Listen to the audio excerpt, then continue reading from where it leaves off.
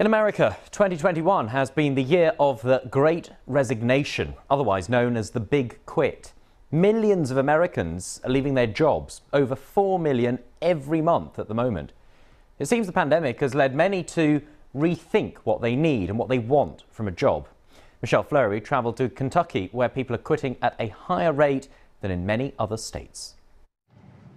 Alex Carter hit his breaking point last year. The former bank manager grew tired of dealing with bad behaviour from customers during the pandemic. The attitudes of the people who come in and don't want to follow the rules and want to yell at you about why they don't feel they need to, you can only take so much of that. Okay, just take a second to prepare. Alex started looking for a job that wasn't customer-facing. That's actually a good note. He got an offer from a local manufacturing company here in Kentucky. What's in the pipeline there? This was absolutely the best career move for me and my family. And Alex isn't alone. In October, more than 4 million Americans quit their jobs, part of a trend economists call the Great Resignation. You know, I couldn't be happier. And it's not just With how millennials. things have worked out for me, I know it's going to work out the same for you. Alex's dad is switching jobs too. I saw how happy Alex was at Stronghold and told him to keep his eyes open. It has been interesting for us. Mike Clark is an economist at Gatton College of Business and Economics. According to him, the Great Resignation is also the Great Rotation, as people take advantage of the tight labour market. It's not simply that people are resigning. You know, when you look at all the data, what we seem to be seeing is that people are turning over. They're going to new jobs, and so it's more of a turnover situation.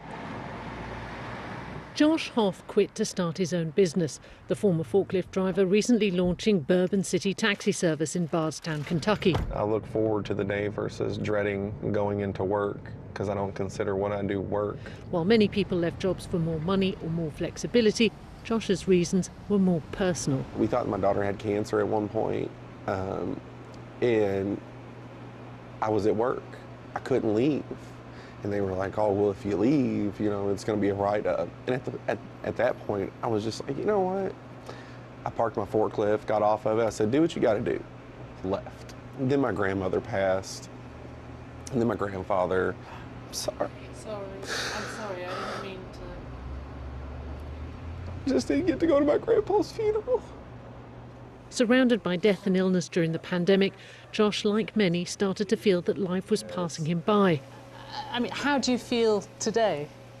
Today, I feel liberated. There's so much more to life than a big house or having that career.